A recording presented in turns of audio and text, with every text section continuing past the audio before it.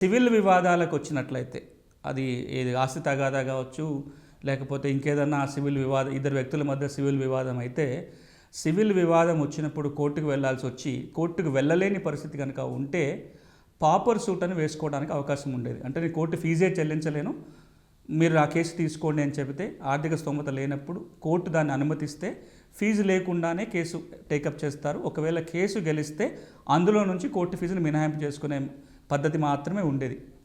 కానీ మిగతా ఏ అంశాలలో కూడా ఉచితంగా సలహాలు పొందాలన్నా, ఉచితంగా లాయర్ కావాలన్నా, కోర్టు ఫీజు లేకుండా కోర్టుకు వెళ్ళాలన్నా, దారి ఖర్చులు ఇవ్వాలన్నా ఇవన్నీ కూడా ఎవరికి అందేది కాదు. అందుకే చాలామంది అన్యాయానికి గురైన వాళ్ళు కూడా కోర్టు మెట్లకి న్యాయం పొందలేని పరిస్థితి ఉంది.